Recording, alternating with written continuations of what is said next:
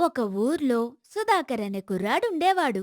అతనికి అమ్మా నాన్న ఎవ్వరూ లేరు. సుధాకర్ వాళ్ళ నాన్న అతనికి 5 ఏళ్లున్నప్పుడు చనిపోయారు. వాళ్ళమ్మ కూడా కొద్ది రోజుల ముందే మరణించారు. అమ్మ ఉన్నంత వరకు అతనికి ఎటువంటి కష్టాలు లేవు. కానీ అమ్మ చనిపోయాక తన జీవితమే శూన్యమైపోయింది. ఇప్పుడతనికి ఉద్యోగం కూడా లేదు. కొన్ని రోజుల క్రితం తను పనిచేస్తున్న కంపెనీ నష్టాల్లో సాగుతుందని దాన్ని మూసేశారు. కంపెనీని మూసేటప్పుడు కూడా తను పనిచేసిన దానికి జీతం ఇవ్వకుండా మూసేశారు. అతని దగ్గర పొదుపంటూ ఏమీ లేదు. పనిచేస్తున్న కంపెనీని కాస్త మూసేశారు. అందువల్ల ఖర్చులకి డబ్బుల్లేక చాలా ఇబ్బంది పడ్డారు. బయట ఎక్కడైనా నగరానికి వెళ్లి ఉద్యోగం వెతుక్కోవాలి. కానీ బస్సెక్కడానికైనా డబ్బుల్లేవు. అందువల్ల సుధాకర్ నడుచుకుంటూ వెళ్లి ఉద్యోగం ఎతికేవాడు. కానీ అతనికొక పని దొరకడం చాలా కష్టంగా ఉనింది. భోజనానికి కూడా చాలా కష్టపడేవాడు. అమ్మ లేరని దుఃఖం, ఉద్యోగం లేదని సమస్య, డబ్బుల్లేవు. ఇవన్నీ అతని జీవితాన్ని అతలాకుతలం చేసేశాయి. సుధాకర్ అస్సలు భరించలేని బాధలో ఉన్నాడు. ఇలానే ఒకరోజు సుధాకర్ ఉద్యోగం వెతుక్కోడానికి బయలుదేరాడు. ఉద్యోగం కోసం నగరానికి వెళ్లాల్సిందే, కాని చేతిలో ఒక్క పైసా లేదు. కాబట్టి నడుచుకుంటూ వెళ్లిపోదామని ఇంట్లో నుంచి బయలుదేరాడు.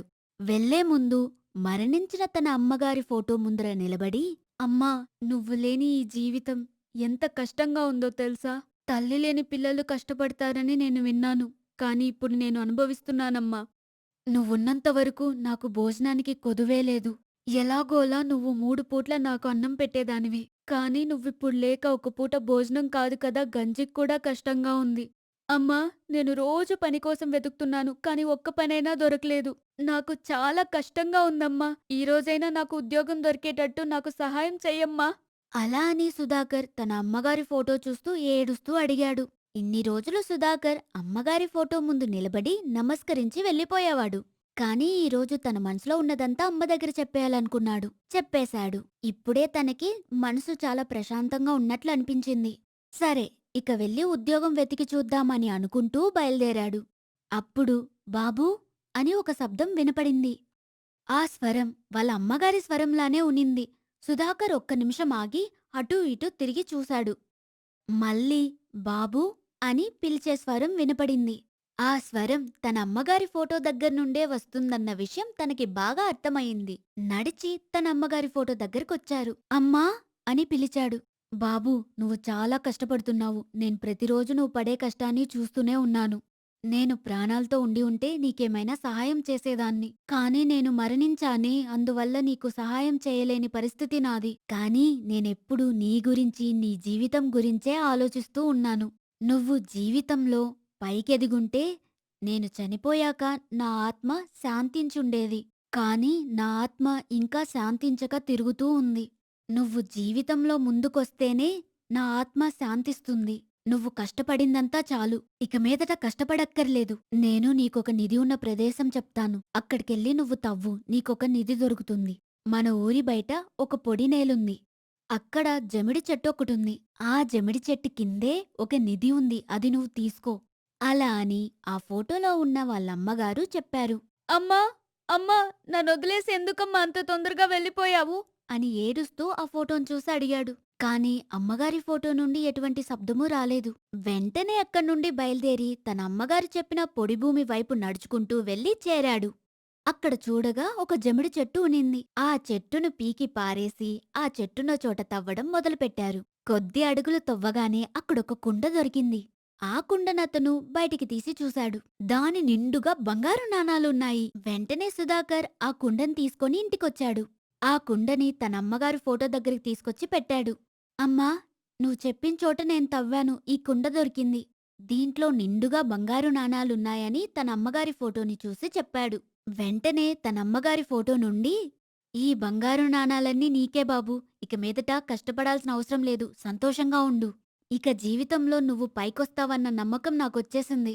ఇక నా ఆత్మకి శాంతి లభిస్తుంది. అలా అని తన అమ్మగారి గొంతు వినపడింది. సుధాకర్ వెంటనే అమ్మా, అమ్మా అని ఫోటోను చూసి పిలిచాడు. కాని ఫోటో నుండి ఎటువంటి శబ్దం రాలేదు.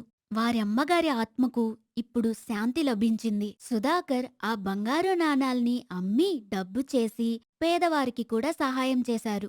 ఆ డబ్బుల్ని మంచి దారిలో ఉపయోగించాలనుకున్న సుధాకర్ తనే ఒక వ్యాపారాన్ని ప్రారంభించాడు. అతనికి నిధి లభించిన ఈ విషయాన్ని అతనిపై ఈర్ష్యతో ఉన్న కొంతమంది ప్రభుత్వానికి తెలియజేశారు. మట్టి కింద దొరికే ప్రతిదీ ప్రభుత్వానికే చెందుతుందన్న చట్టం ఆ ఊర్లో ఉండేది. అందువల్ల ఒక ప్రభుత్వాధికారి సుధాకర్ని కలవడానికి అతనింటికొచ్చారు. ఇంట్లో ఎవరన్నా ఉన్నారా? అలా అని ఆ అధికారి అడిగారు. వెంటనే సుధాకర్ బయటికొచ్చారు. నేను ప్రభుత్వం తరపున నిధి సంరక్షణ శాఖ నుండి వస్తున్నాను. మీకేదో నిధి దొరికిందన్న విషయం మాకు తెలిసొచ్చింది. ఎక్కడైనా నిధి దొరికిందంటే ప్రభుత్వానికి తెలియజేయాలని మీకు తెలీదా? అలా తెలియజేయకపోతే చట్టపరంగా నేరం. అదైనా తెలుసా తెలీదా? అలా అని ఆ అధికారి అతన్ని చూసి కొంచెం బెదిరించి అడిగాడు. సార్ అది ఏంటంటే అని కొంచెం భయంగానే చెప్పాడు సుధాకర్. మీ ఇంటిని పరీక్షించాలి అలా అని చెప్పి అతనింటి లోపలికొచ్చాడు. అతని వెనకాలే సుధాకర్ వచ్చాడు. అక్కడొక చిన్న చెక్క పెట్టె మీద ఆ నిధి కుండ ఉనింది. దాన్ని చూసిన అతను దాని దగ్గరికెళ్ళాడు.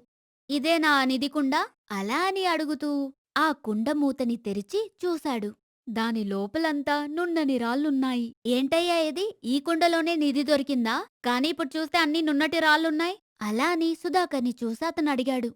సార్ మట్టి తవ్వినప్పుడు ఈ కుండనే నాకు దొరికింది సార్. అలా అని సుధాకర్ చెప్పాడు. లోపల అంతా రాళ్ళుంటే నీకు నిధి దొరికిందంటూ నీపైన ఈర్ష్యపడేవాళ్ళెవరో ప్రభుత్వానికి తప్పుడు సమాచారం అందించారు. అందుకే నేను మీ ఇంటిని పరిశోధించడానికొచ్చాను.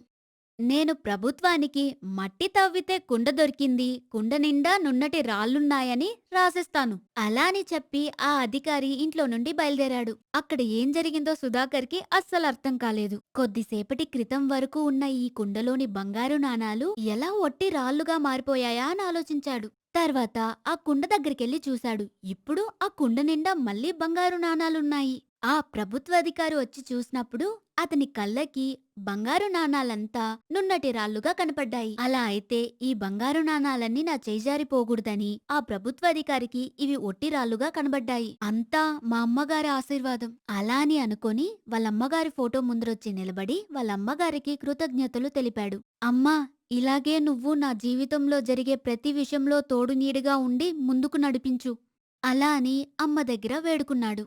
తర్వాత ప్రతిరోజు అతని జీవితం చాలా ప్రకాశవంతంగా వెలిగింది. అతనికి దొరికిన ఆ సంపదను అతను మాత్రమే అనుభవించక చుట్టూ ఉన్న పేద ప్రజలకి కూడా పంచాడు.